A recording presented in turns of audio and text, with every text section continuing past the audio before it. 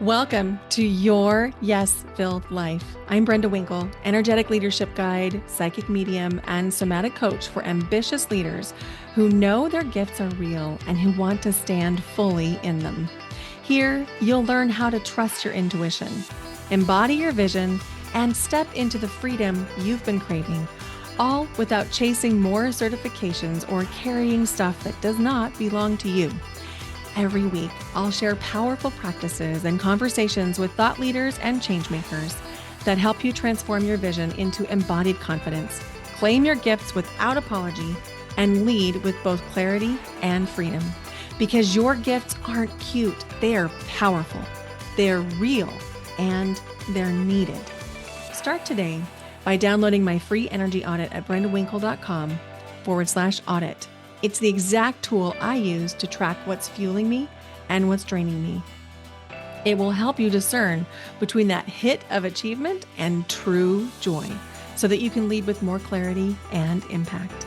This is your space to stop proving, start embodying, and live fully in your gifts. Welcome to Your Yes-Filled Life.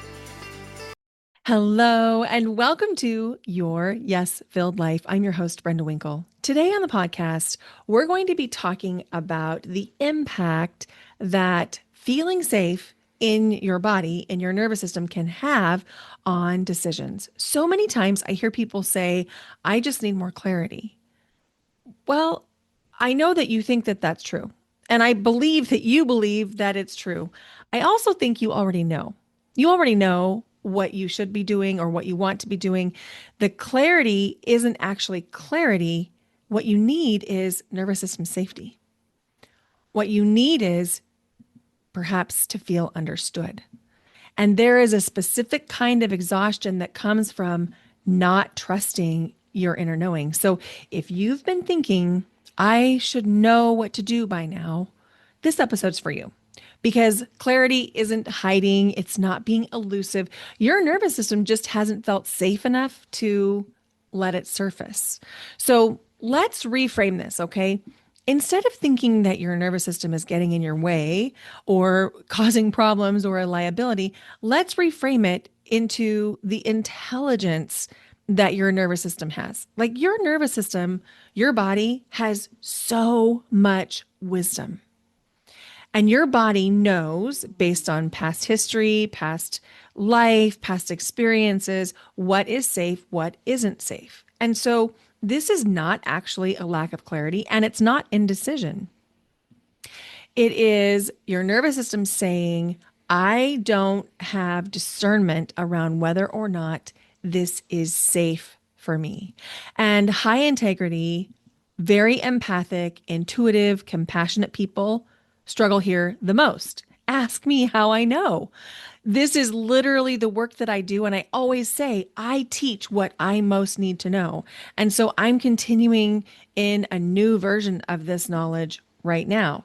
And my friend Sheena said something this week that literally changed my perspective on so much of my life, which we'll get into in just a second. But the truth is, until and unless your body, your nervous system feels safe, it's going to create this sense of, I don't know what to do. I don't know the right thing to do.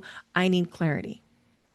And maybe you do need clarity, but more likely you need a sense of safety. So let me just say this again. Nothing has gone wrong here. Like, you're not weak. You're not broken. You don't need to be fixed, because clarity is a somatic event, not a mental event.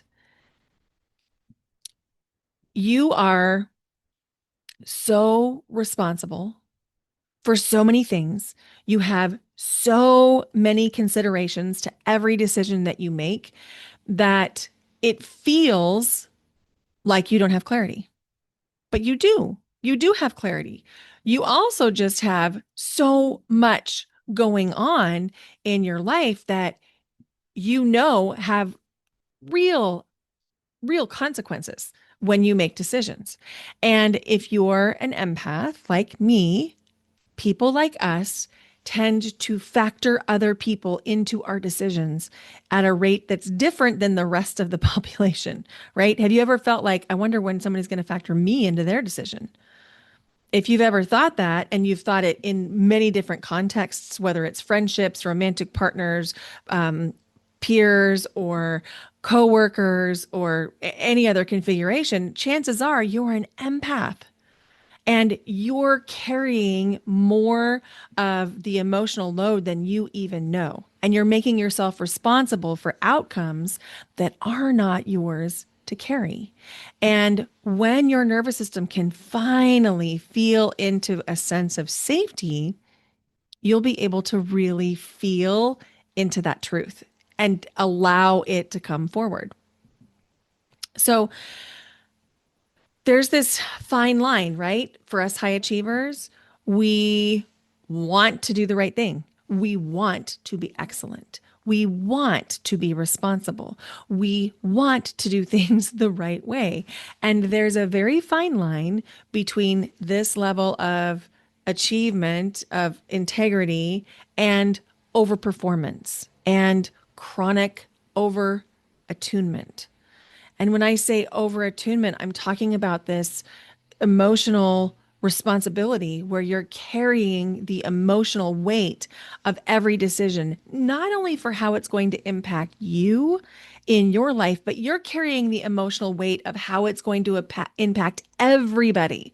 Whether we're talking about a faith community, like maybe you're making a decision that's going to impact your church, or you're talking about a membership and a mastermind community, you're going to be thinking about, well, how will it affect so and so if I do this?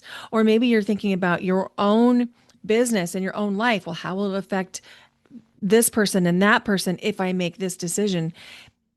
As an empath, this is what we're really good at. It's part of our gift. But the truth is, there is a special kind of exhaustion that comes from pretending, I've got this.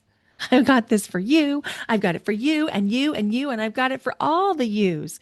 And in the meantime, you're living with a knot in your chest and a clench in your belly, in your stomach, thinking, I don't, I don't know what to do. When the truth is, you do probably know what to do, but you also are carrying the emotional weight of knowing that if you do the thing you know you're supposed to do, or you want to do, or you're being guided to do, or you're intuitively being nudged to do, that there might be someone on the other side who feels disappointed. Does that feel true? Because I know that's definitely been my story through the years. And it's also the story that most of my clients come to me with.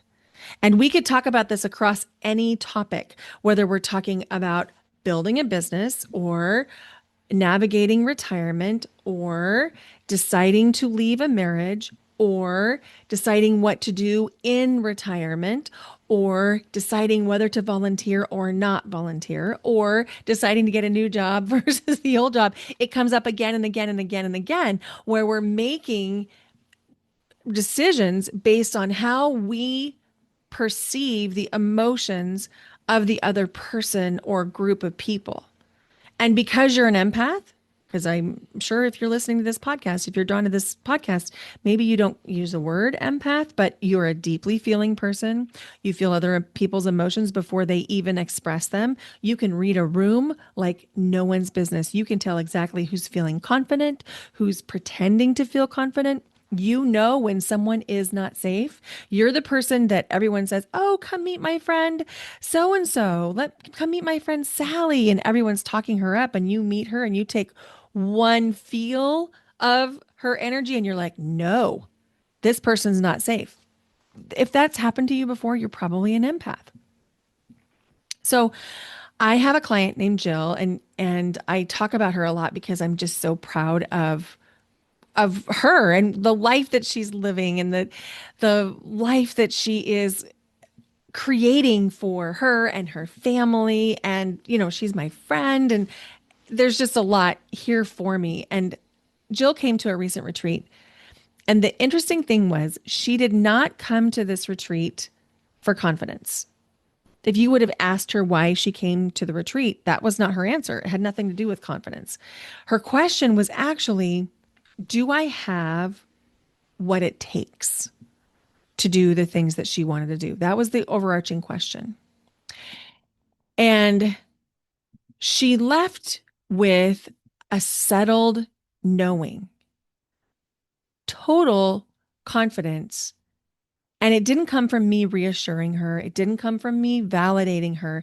It came from embodied practices plus consent to do those embodied practices and nervous system safety. And the embodied practices could be breath work, or they could be somatic, where there's like movement involved, or sound, all of those types of embodiment. And, she actually said, I wondered if I could keep up. And I realized I do. This is what self trust looks like when it lands in the body somatically. It's not hype. It's not bravado. It's not being braggadocious or whatever. It's this knowing, this total certainty like, I can do this. I may not have the answers, but I can do this. So when we think about the desire that we all have, really the desire is I want to be able to trust myself, right? I want to be able to trust my intuitive knowing. Let me say this desire to trust yourself is universal. And there are people out there who are not empaths who are very intuitive. Did you know that being an empath and being an intuitive can be two separate things?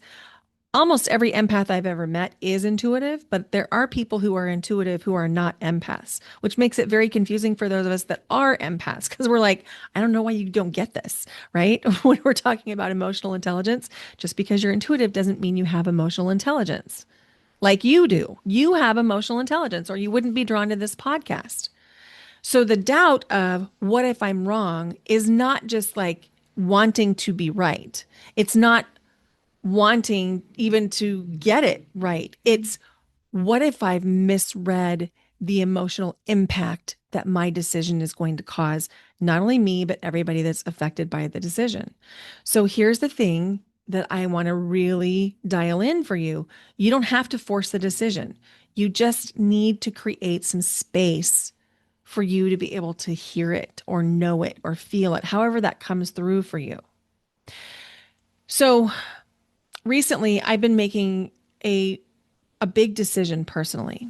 And I'll probably fill in some specifics soon, but maybe not. The content is not as relevant. Excuse me, I got that backwards. The context is not as relevant as the content, meaning why this is happening, how this is happening, that kind of thing is not actually as important as what I'm learning. So I entered into this agreement with a group of people. And in that agreement, we had made that agreement with a certain set of understandings where we knew the same things.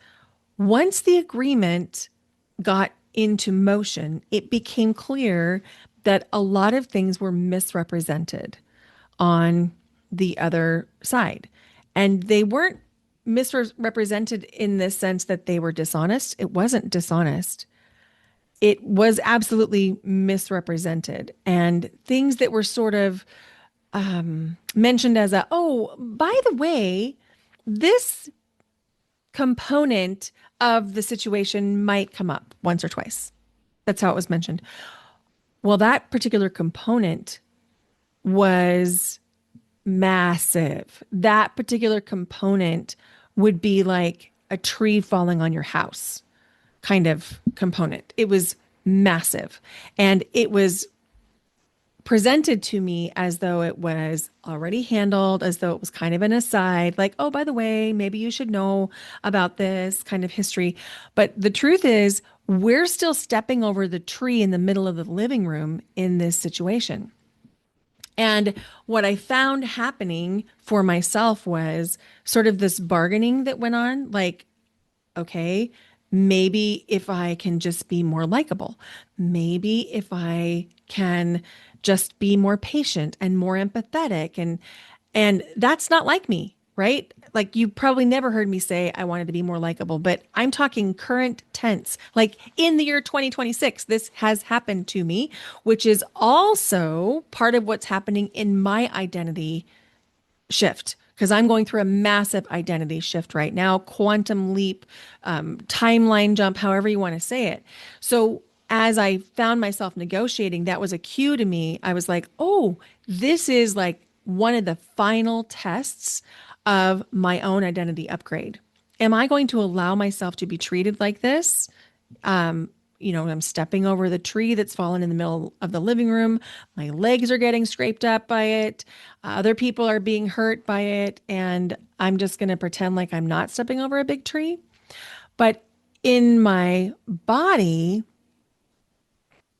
when I was first presented with this tree in the living room kind of a situation, I didn't have nervous system safety because there was a leader who was present, who was sort of like, oh, yeah, that old thing, that tree in the middle of the living room, don't you worry about that. Just step over it. You'll learn. You'll learn how to step over it. It's going to be fine.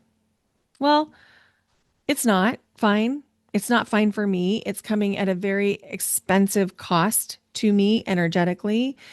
And I had to go through the process that I'm talking to you about right now, where I had to let go of the desire, the need to be understood, and to give myself understanding, to totally trust. I know what feels aligned for me and what is not aligned for me. When something is in integrity for me, and when something is out of integrity for me. But I did have to do some extra work on my own nervous system to come back into regulation because that's when I had the total awareness. Oh, Brenda, you want to be understood more at one point, more than actually resolving the situation. You want to be understood. And as soon as I realized that, then I could take care of my nervous system, of my child parts, my protector parts that really wanted to be misunderstood and say, okay, I understand what you're going through. I understand how hard this must have been for you and how hard this is for you and why it feels away. I understand. And yes, you're making the right decision by choosing to walk away and not try to live in a living room with a tree in the middle of it. And so, just all this is to say, I get it. I absolutely get it. And here's the thing, you don't have to force the decision. You just need a space that helps you hear what your decision is. You're not behind, you're protecting something sacred. Your nervous system, your subconscious is protecting something sacred. And that something is you. So I really want you to hear this. You're not behind. You're not broken. This question is alive because your identity is shifting.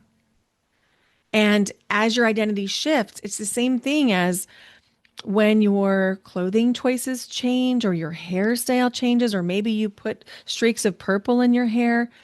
It's reflective of the identity change that you're going through. So this week, I have an invitation for you to notice when your body feels safe enough to speak. When do you notice yourself able to say the things, even if it is kind of hard? It's not that like you won't have a feeling about saying something that might be a difficult conversation, but when do you have that safety enough that you can say the thing of, hey, I'm wondering if we could approach this differently? And then also invitation to notice, are there any places where you need more safety in order to be able to speak up and do the things that are in integrity for you? And as you do that, you're probably going to notice that if you're in an activated state, maybe you need to tap on that collarbone point. We've talked about that a lot in the podcast. Just tap on that collarbone point, take two fingers, gently tap on your Yes Filled Life on YouTube. I'm showing you exactly what to do. So if you're listening, you can go over there to your Yes Filled Life on YouTube and take a look. And just tapping on the collarbone point. You can have some things that you say if you want to, but even just tapping is going to create a sense of nervous system safety. Just take two fingers, tap on either collarbone, doesn't matter which side, doesn't matter with which hand, just be really gentle. And you're probably going to notice that you're going to either yawn, sigh, or swallow after a few moments of tapping. And that is when you know the shift has happened. And then ask yourself, if I knew what is really true for me, what would I decide to do in this situation if I wasn't scared? And if you've been looking for a place that has spaciousness and nervous system alignment and community and connection, the Intuitive Leader Retreat is exactly what this is designed to do. And we're going to be together on the Oregon coast, March 3 through 5 in Lincoln City, Oregon. And this is a time to come together with other people who are going through the same thing as you, other people who are sensitive and empathic and intuitive, and really coming into what is in integrity for me. So I'll put the link in the show notes for that. And invitation to go check it out, see if it's aligned for you. Enrollment does end soon. We're ending enrollment on February 26th. There are a series of bonus calls. There's 3 of them leading up to the retreat. So if you would like to join the community and be a part of those bonus calls, you'll need to get registered for the retreat soon. Once they're gone, they're gone. There's no replays. You don't have access to them. So if you want to be a part of those pre-retreat calls, you'll need to get registered. And you can go to brendawinkle.com/retreat 2026. And I've got the link in the show notes. And one thing that I would invite you to do, in addition to really paying attention to what your body's saying this week, as you notice, when do you feel safe to speak up? When do you not feel safe to speak up? Invitation to track your energy. If you've already downloaded the energy audit, use it this week. This is your reminder. Notice what fuels you, what makes you feel better, what gives you energy, and also notice what is draining you, and is there anything you can do to shift that? Is there a perspective shift that could happen that would make a difference? Is it that the thing is not aligned? What could make a difference? And tracking and paying attention to what fuels you and what drains you is absolutely life-changing. I continue to rely on this tool, and that was a big part of how I made the decision about, no, this is not me being reactive or overly sensitive or weak in any way. This is me tending to me. This is me saying, oh, this is aligned and this is not aligned, because there's clarity. And so sometimes a tool like the energy audit can help take the emotionality out of those decisions, because it gives you just a little bit more of a zoomed out perspective. So go grab that energy audit if you haven't yet. Thank you so much for listening to Your Yes Filled Life. I'm so grateful that you're here. I'm so grateful that you listen. If you loved this episode, would you please consider sharing it with somebody that you care about? And go leave the podcast a rating, a review on Apple Podcasts, or a comment wherever you're listening.